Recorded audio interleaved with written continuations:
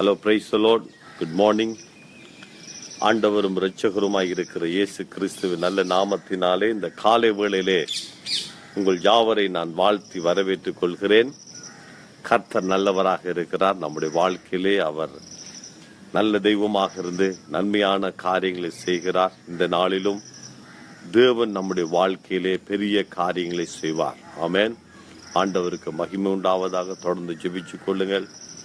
அதிகமான மழை பெய்கிறது. என்னுடைய பகுதிகளிலே இருக்கிற மக்கள் அதிகமானவர்கள் வெங்காய பயிற்சியை செய்வார்கள். ஆகவே இந்த முறை இந்த மழை வந்தது நிமித்தம் அநேகருடைய வெங்காய பயிர்கள் இந்த பயிற்சியை பாதிக்கப்பட்டிருக்கிறது. அதுக்காக ஜெபிச்சு கொள்ளுங்க. அதோடு கூட இன்று காலையிலே எனக்கு ஒரு செய்தி அனுப்பப்பட்டிருக்கிறது. டாக்டர் ஜக்கோபினா எனக்கு அந்த செய்தியை அனுப்பியிருக்கிறாங்க.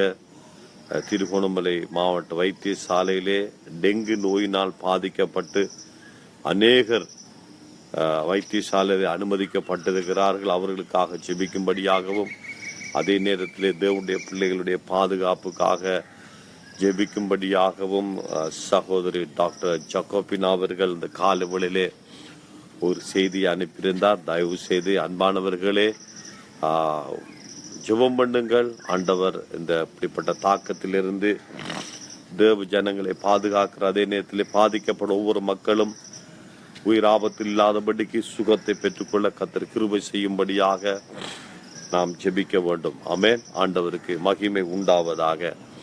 இந்த காலை வேளையிலே நாம் தியானத்துக்கு எடுத்த வேத பகுதியானது மாற்கு சுவிசேஷம் 11ஆம் அதிகாரம் 20ஆம் வசனத்திலிருந்து வாசிக்கிறேன். மறுநாள் காலையிலே அவர்கள் அவ்வழியாய் போகும்போது அந்த அத்திமரம் வேரோடு பட்டு போயிருக்கிறதை கண்டார்கள். பேதுரு நினைவு கூர்ந்து அவரை நோக்கி, ரபி, இதோ நீர் சபித்த அத்திமரம் பட்டு போயிற்று என்றார்கள். இயேசு அவர்களை நோக்கி, தேவனிடத்தில் விசுவாசமாயிருங்கள். எவனாகிலும் இந்த மலையை பார்த்து நீ பெயர்ந்து சமுத்திரத்திலே தள்ளுண்டு போக என்று சொல்லி தான் சொன்னபடியே நடக்கும் என்று தன் இருதயத்தில் சந்தேகப்படாமல் விசுவாசித்தால் அவன் சொன்னபடியே ஆகும் என்று மெய்யாகவே உங்களுக்கு சொல்லுகிறேன். ஆதலால் நீங்கள் ஜெபம் பண்ணும் போது எவைகளை கேட்டுக்கொள்வீர்களோ அவைகளை பெற்றுக்கொள்வோம் என்று விசுவாசியுங்கள். அப்பொழுது அவைகள் உங்களுக்கு உண்டாகும் என்று சொல்லுகிறேன் என்றார். அல்லேலூயா. ஆண்டவருக்கு மகிமை உண்டாவதாக. இந்த காலை வேளையிலே அருமையானதோடு பிள்ளைகளே, இந்த சம்பவங்களுக்கு தெரியும். ஆண்டவர் ஒரு முறை வரும் பொழுது ஒரு அத்திமரத்தை காண்டார். அதிலே அத்திப்பழ காலம் இல்லை, ஆனால் ஏதாவது கனி இருக்கும்னு போய் பார்த்தார். கனி இல்லை. உடனே இனி ஒரு காலம் ஒருவன் உன்னிடத்திலே கனியை புசியாது இருக்க கடவுள் என்று சொல்லி போட்டு வந்தார். மறுநாள் அவர்கள் அந்த வழியை திரும்பி வரும்பொழுது அந்த அத்திமரம் பட்டு போயிருப்பதை சீசர்கள் கண்டு ஆண்டவரை பார்த்து சொல்லுகிறார்கள், ஆண்டவரே நீர் சபித்த அத்திமரம் பட்டு போயிற்று என்று சொல்லார்கள். அப்பொழுது ஆண்டவர் சொல்லுகிறார், இங்கே தேவனிடத்தில் விசுவாசம் ஆயிருங்கள் என்று சொல்லி போட்டு எவனாகிலும் மலையை பார்த்து பேர்ந்து சமுத்திரத்தில் தள்ளுண்டு போன்று சொல்லி இறுதி சந்தேகப்படாமல் சொன்னால் அவன் சொன்னபடியே. ஆமென். அதான் பாருங்க, இந்த காலையில் தான் நாம் சொன்னபடி நடக்கும். அல்லேலூயா. எவனாகிலும் சந்தேகப்படாமல் சொன்னார். ஆமென். எவனாகிலும் சந்தேகப்படாமல் சொன்னார், இந்த மலையை பார்த்து பெயர்ந்து சமுத்திரத்தில் தள்ளுண்டு போ என்று சொல்லி தான் சொன்னபடியே நடக்கும். ஆமென். நான் சொன்னபடியே நடக்கும் என்று சொல்லி நான் சந்தேகப்படாமல் விசுவாசித்தால் நான் சொன்னபடி நடக்கும். இந்த கால வேளையிலே அருமையானது உடைய பிள்ளைகளே, உங்களுடைய இருதயத்திலே நீங்கள் சந்தேகப்படாமல் நீங்கள் சொன்னால் நீங்கள் சொன்னபடி நடக்கும். அல்லேலூயா. அதனால ஆண்டவர் சொன்னார், இயேசு அவர்கள் நோக்கி தேவனிடத்திலே விசுவாசம் உள்ளவர்களாய் இருங்கள் என்று சொல்லி. ஆனால் அநேக வேத அறிஞர்கள் சொல்லுகிறார்கள், இதிலே இது தேவனுடைய விசுவாசமாயிருங்கள் என்று சொல்லப்பட வேண்டும். தேவன் என்றால்தான் அந்த பகுதி அப்படியே தொடர்ந்து வரும்பொழுது அதான் அது அர்த்தமா இருக்கும். அவர் எப்படி விசுவாசம் உள்ளவராக இருக்கிறாரோ அதே போல நீங்களும் விசுவாசம் உள்ளவர்களாக இருக்க வேண்டும். அவர் அத்திமரத்தை பார்த்து சொன்னவுடன் அப்படியே நடந்தது. அதுக்குத்தான் அவர் இந்த பகுதிகளை எல்லாம் சொல்லுகிறார். எவனாகிலும் மலையை பார்த்து பேர்ந்து சமுத்திரத்தை தள்ளுண்டு போன்ற இதயத்திலே சந்தேகப்படாமல் விசுவாசித்தால் அவன் சொன்னபடி ஆகும். அவ இந்த காலவெளியில தேவனுடைய விசுவாசமாக உடையவர்களாக நாம் இருக்க வேண்டும். தேவன் எப்படி அவர் அங்கே ஆண்டவர் விசுவாசத்தினாலே, வேதம் சொல்லுகிறது விசுவாசத்தினாலே உலகங்கள் தேவனுடைய வார்த்தையினால் உண்டாக்கப்பட்டது. ஆமென். எபிரேயர் 11ஆம் அதிகாரத்தில் சொல்லப்பட்டிருக்கிறது, விசுவாசத்தினால் உலகங்கள் தேவனுடைய வார்த்தையினால் உண்டானது. அவை ஆண்டவர் அங்கே சந்தேகப்படல. அவர் சொன்னார் வெளிச்சம் கடவுள் சொன்னா வெளிச்சம் உண்டாயிட்டு. அவர் உண்டாகுமா இல்லையா என்பதெல்லாம் சிந்திக்கல. அவர் சொன்னார், அப்படியே நடந்தது. இன்றைக்கு அவருடைய சாயலாக மனிதனை கர்த்தர் உண்டாக்கினார். நானும் நீங்கள் அவருடைய சாயலாக இருக்கிறோம். ஆண்டவர் இயேசு நமக்கு வழிகாட்டி ஆகிறது. அவரும் அதைத்தான் செய்தார். அவர் எழுந்து கடலை அமைதலார் என்று சொன்னால் அமைதலாக இருந்தது. வியாதி பார்த்து கட்டளையிட்டார், அப்படியே நடந்தது. எழுந்து உன் படுக்கை எடுத்துக்கொண்டு நடன்னு சொன்னா எழுந்து போனார்கள். ஆமென். ஆகவே சகல காரியங்களும் சொல்ல சொல்ல நடந்தது. அப்ப இங்கே அவர் அத்திமரத்தை பார்த்து சொன்னா, ஒரு நாளும் ஒருவனும் கனியை புசிக்கா இருக்க கடவுள் சொன்னா சொன்னபடியே நடந்துட்டு. அதுதான் சீசர் சொல்லுகிறார்கள், ஆண்டவர் நீ சபித்த அத்திமரம் பட்டு போயிட்டே. ஆண்டவர் சொல்லலாம், தேவனுடைய விசுவாசம் உள்ளவனாக இருங்கள், தேவனுடைய விசுவாசம். ஆமென். அது சொல்லப்பட்டதான் சொல்ல, எவனாகிலும் யாராக இருந்தாலும் சரி, ஆமென், எவனாகிலும் மலையை பார்த்து பேர்ந்து சமுத்திரத்திலே தள்ளுண்டு போக சொல்லி தான் சொன்னபடியே நடக்கும் என்று தன் இருதயத்தில் சந்தேகப்படாமல் விசுவாசித்தார். அல்லேலூயா. ஆமென். நான் சொன்னபடி நடக்கும் என்று இருதயத்தில் சந்தேகப்படாமல் விசுவாசித்தால், அது எந்த மலையாக இருக்கலாம். இந்த காலவளுடைய வாழ்க்கையிலே மலை போல பிரச்சனைகள் காணப்படலாம், மலை போல வியாதி காணப்படலாம். அது மாறாதது, அது அசையாதது, அசைக்க முடியாத பிரச்சனையா கூட இருக்கலாம். இந்த காலவளிலே இருதயத்திலே சந்தேகப்படாமல் அதை பார்த்து பேச வேண்டும். நீ சொன்னால் நடக்கும் என்பதை நீ இருதயத்திலே சந்தேகப்படாமல் விசுவாசத்தோடு கூட நீ அறிக்கை செய்யும் பொழுது, நீ பேசும் பொழுது, மலை போல இருக்கிற பிரச்சனையை பார்த்து பேசும் பொழுது, மலை போல இருக்கிற வியாதியை பார்த்து பேசும் பொழுது, நீ சொன்னபடி நடக்கும். அல்லேலூயா. நீ சொன்னபடி நடக்கும். ஆமென். அல்லேலூயா. அவன் சொன்னபடியே ஆகும் என்று நான் மெய்யாகவே உங்களுக்கு சொல்லுகிறேன் என்று சொன்னார். ஆகவே இந்த காலவில் அருமையான தேவனுடைய பிள்ளைகளே, நம்முடைய வாழ்க்கையில பல பிரச்சனை வரும்போதெல்லாம் அங்க எல்லாம் ஓடுகிறோம் பாருங்க. அவருக்கு பின்னால் இவருக்கு பின்னால எல்லாம் போறோம். இந்த காலவில் கர்த்தர் நமக்கு நல்ல ஒரு ரெஸ்பான்ஸ் தருகிறார். என்ன சொன்னால், நாம் விசுவாசத்தோடு கூட நாம் நம்முடைய பிரச்சனைகளை பார்த்து தீர்வுகளை சொல்லும் பொழுது, ஆமென், ஜெபம் என்பது நம்முடைய பிரச்சனைகளுக்குரிய தீர்வை நாம் சொல்வது. அல்லேலூயா. நம்முடைய வாழ்க்கையில் ஏற்படுகிற பிரச்சனைக்கு தீர்வை வேதத்திலே பார்க்கும் பொழுது அந்த தீர்வை நாம் வாயத்திறந்து சொல்ல வேண்டும். அல்லேலூயா. ஆமென். நாம் வியாதியோடு கொடுப்ப வியாதிக்குரிய தீர்வு சுகம். ஆமென். அப்ப அதை சொல்ல வேண்டும். ஆமென். வியாதியை பார்த்து சுகத்தை பேச வேண்டும், பிரச்சனையை பார்த்து சமாதானத்தை பேச வேண்டும். அல்லேலூயா. ஆமென். நாம் அப்படி பேசும் பொழுது அடுத்த வசனத்தை பாருங்க, அதை சொல்லிவிட்டு ஆண்டு அப்படியே தொடர்ச்சியாகவே சொல்லுகிறார். ஆதலால் நீங்கள் ஜெபம் பண்ணும் பொழுது எவைகளை கேட்டுக் கொள்வீர்களோ அவைகளை பெற்றுக் கொள்வோம் என்று விசுவாசிங்கள், அப்பொழுது அவைகள் உங்களுக்கு உண்டாகும். ஆமென். ஜெபத்தை குறித்து இங்கே சொல்லுகிறார் ஆண்டவர். ஜெபம் என்பது நாம் கட்டளை எடுப்பது, விடுவது. ஆமென். அவர் அந்த தொடர்ந்து பார்க்கும் பொழுது அவர் சொல்லுகிறார், முதல் மலையை பார்த்து சந்தேகப்படாமல் சொன்னபடி நடக்கும் என்று சந்தேகப்படாமல் விசுவாசத்தோடு சொன்ன நடக்கும்.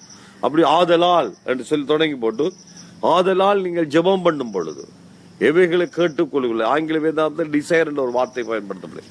எவைகளை விரும்பி கேட்பீர்களோ அவைகளை பெற்றுக் கொள்வோம் என்று விசுவாசியுங்கள். ஆமென்.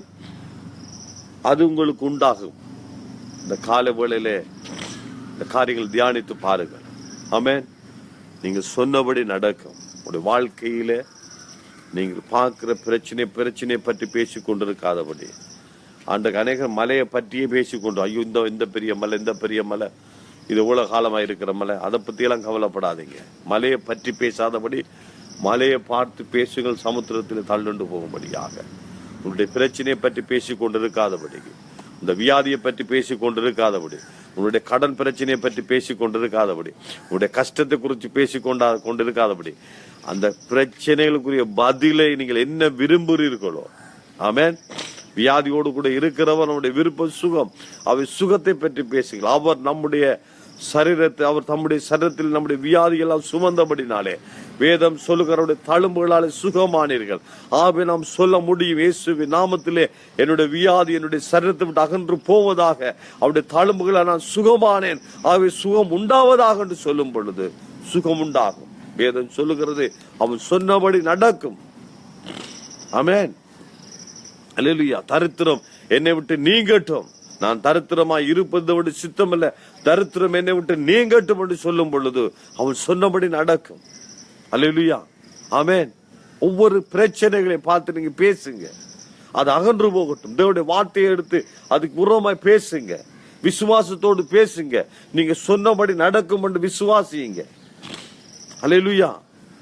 மற்ற பெரிய பாஸ்டர் சொன்னா தான் நடக்கும் என்று இல்ல, அல்ல டிவியில பிரசங்கம் பண்ணுகிற பாஸ்டர் சொன்னா தான் நடக்கும் என்று இல்ல, அல்ல அவங்க அமெரிக்காவில் இருக்கிற பாஷை இந்தியாவில் இருக்கிற பாஷை சொன்னா தான் நடக்கும் என்று இல்ல, நானும் நீங்கள் சொன்னால் நடக்கும். ஆமென். அல்லேலூயா. நீங்கள் சொல்லுகிறபடி நடக்கும். அல்லேலூயா. ஆமென். வேதம் சொல்லுகிறது எவனாகிலும், ஆமென், எவனாகிலும், ஹூவர் ஆங்கிலத்தில் எவனாகிலும், எவனாகிலும் யாராக இருந்தாலும், எவனாகிலும் இந்த மலையை பார்த்து நீ பேர்ந்து சமுத்திரத்திலே தள்ளுண்டு போகண்டு சொல்லி, ஆமென், தான் சொன்னபடியே நடக்கும் என்று தன் இருதயத்தில் சந்தேகப்படாமல் விசுவாசித்தால் அவன் சொன்னபடியாகும். அல்லேலூயா. ஆமென். அவை நீங்கள் ஜெபிக்க முடியும். ஜெபம் என்பது அதுதான். நாம் ஆண்டவரை பார்த்து பேசுவது, நம்முடைய தீர்வை சொல்லுவது. அல்லேலூயா. கர்த்தருக்கு மகிமை உண்டாவதாக. இந்த காலை வேளையிலே ஆமென், பிரச்சனைகளை பற்றி பேசிக் கொண்டிருக்காதபடி, உனக்குள்ள இருக்கிற வியாதியை பற்றி பேசிக் கொண்டிருக்காதபடி, உன்னிடத்துல இருக்கிற கடன் பிரச்சனையை பற்றி பேசிக் கொண்டிருக்காதபடி அதை பார்த்து பேசுங்க. தேவனுடைய விசுவாசம் உள்ளவர்களாக. ஆமென். இயேசு எப்படி அத்தி மரத்தை பார்த்து சொன்னாரோ, சபிச்சாரோ, அதே போல ஆமென், ஆண்டவர் எவ்விதமாக வெளிச்சம் உண்டா கடவுள்னு சொன்னாரோ, எப்படி புல் பூண்டுகள் உண்டா கடவுள் சொன்னாரோ, அப்படியே அது நடந்தது. விசுவாசம் அதுதான். ஆமென். அவர் அந்த விசுவாசம் நமக்குள்ளே வரட்டும். அல்லேலூயா. நாம் சந்தேகப்படாமல் சொல்லுவோம். நம்முடைய வாழ்க்கையில் இருக்கிற சகல பிரச்சனைகளுக்கும் பதில் நம்முடைய ஜெபம். அல்லேலூயா. நாம் பேசும் பொழுது, அதை பார்த்து பேசும் பொழுது கர்த்தர் நம்முடைய வாழ்க்கையில பெரிய காரியங்களை செய்வார். அல்லேலூயா. ஜெபம் பண்ணுவோமா? இந்த வார்த்தைகளை தியானிங்க. கர்த்தர் உங்களுடைய வாழ்க்கையில பெரிய காரியங்களை செய்வார். உங்களுடைய பிரச்சனைகளுக்கு பதில் உங்களுடைய நாவில், உங்களுடைய வார்த்தையில் இருக்குது. ஆமென். அதை பற்றி பேசிக்கொண்டிருக்காத பார்த்து பேசுங்க. அது அகன்று போகட்டும், சமுத்திரத்தில் தள்ளுண்டு போகட்டும். அல்லேலூயா. கர்த்தர் உங்களுக்கு உங்களுடைய விசுவாசத்தை கனப்படுத்தி, நீங்கள் உங்களுடைய விசுவாசத்திலே சந்தேகப்படாமல் பேசுகிற வார்த்தைகளை அவர் நிறைவேற்றுகிறது. அவர் ஹல்லேலூயா. ஜெபம் பண்ணுவோமா?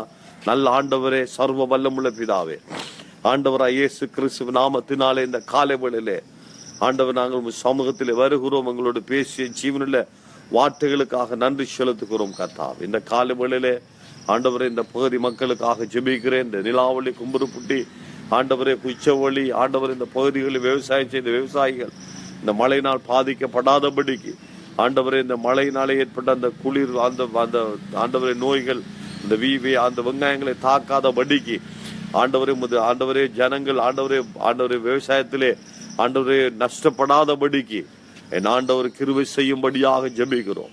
உமது கரத்திலே ஒப்பு கொடுக்கிறோம். அதே பிரகாரமாக எங்களுடைய ட்ரிங்கோ மாவட்டத்திலே இந்த டெங்கு நோய் ஆண்டவரே இயேசுவின் நாமத்திலே கட்டுப்பாட்டுக்குள் வரட்டும் சுவாமி. அந்த டெங்கு நோய் பரவக்கூடாது. இயேசுவின் நாமத்திலே பாதிக்கப்பட்ட ஒவ்வொரு மக்களும் ஆண்டவரே சுகத்தை பெற்றுக் கொள்ளட்டும் சுவாமி. ஆண்டவரே ஒவ்வொருவரையும் ஆண்டவரை நீ பாதுகாத்துக் கொள்ளும். ஆண்டவரே உமக்கு கரத்தில் ஒப்பு கொடுக்கிறோம். நீங்க ஆசீர்வதிங்க. தேவ சமாத்தில் ஒப்பு கொடுக்கிறோம். இந்த காலை வேளையிலே ஆண்டவரே உமது வார்த்தைக்காக நன்றி செலுத்துகிறோம். ஆண்டவரே கர்த்தா, விசுவாசத்தோடு இருதயத்திலே சந்தேகப்படாமல் விசுவாசத்தோடு கட்டளையிடும் பொழுது அது அப்படியே நடக்கும். ஆண்டவரே இந்த காலை வேளையில அந்த விசுவாசம், அந்த தேவனுடைய விசுவாசமானது ஆண்டவரே கர்த்தாவே எங்களுக்கு தந்தபடியே நன்றி செலுத்துகிறோம். உமது பிள்ளைகளுக்கு அந்த விசுவாசத்தை ஊற்றினபடி நன்றி செலுத்துகிறோம். ஆண்டவரே உமது பிள்ளைகள் அந்த விசுவாசத்திலோடு கூட இருதயத்தில் சந்தேகப்படாமல் ஆண்டவர்களுக்கு சந்திக்கிற பிரச்சனைகள், வியாதிகள், கஷ்டங்கள் உமது கரத்தில் ஒப்பு கொடுக்கிறோம். ஆண்டவரே உமது வல்லமையான கரம் கூட இருப்பதாக தேவ சமாத்தில் ஒப்பு கொடு. ஒவ்வொருவரையும் ஆசீர்வதியும் ஐயா. ஆண்டவர் இந்த நாளில் பிறந்த நாளை கொண்டாடுகிறவர்கள், திருமண ஆண்டை கொண்டாடுகிறவருடைய வாழ்க்கையில கர்த்தர் ஆசீர்வாதத்தை கொடுப்பீராக. தேவனுடைய சமாதானம் கூட இருக்கும்படியா ஜெபிக்கிறோம். தொடர்ந்து ஆசீர்வதிங்க, தொடர்ந்து வழிநடத்துங்க. தேவனுடைய கிருபை யாவரோடும் கூட இருப்பதாக. இயேசு கிறிஸ்துவின் வல்ல நாமத்திலே ஆசீர்வதிக்கிறேன். தேவ சமாதானம் கூட இருப்பதாக. இயேசு கிறிஸ்து நாமத்தில் ஜெபிக்கிறேன் நல்ல பிதாவே. ஆமென், ஆமென். அல்லேலூயா. கர்த்தராவே நம் அனைவரையும் ஆசீர்வதிப்பாராக. ஒவ்வொரு நாளும் காலை 6:30 மணிக்கு இந்த செய்தி கூடாக உங்களை சந்திக்கிறேன். தயவு செய்து இதை ஷேர் பண்ணி மற்றவர்களும் கேட்கும்படியாக செய்யுங்கள். கர்த்தர் உங்களை ஆசீர்வதிப்பார். நாளை காலை 9 மணிக்கு ஞாயிறு ஆராதனை பிரசங்கத்திலே உங்களை சந்திக்கிறேன். மற்றும்படி திங்கள் தொடக்கம் சனிக்கிழமை மட்டும் ஒவ்வொரு நாளும் காலை 6:30 மணிக்கு இந்த செய்தி கூடாக உங்களை சந்திக்கிறேன். அநேகருக்கு ஆசீர்வாதமாக இருக்கிறது. உங்களுடைய கருத்துக்களை என்னுடைய வாட்ஸ்அப் இலக்கத்துக்கு தெரிவியுங்கள். என்னுடைய வாட்ஸ்அப் இலக்கமானது 0094 77 58 61 241. இந்த வாட்ஸ்அப் இலக்கத்துக்கு உங்களுடைய கருத்துக்களை எழுதுங்கள். கர்த்தர் உங்களை ஆசீர்வதிப்பார். மீண்டும் நாளை காலை சந்திப்போம். God bless you. Bye bye. Hallelujah.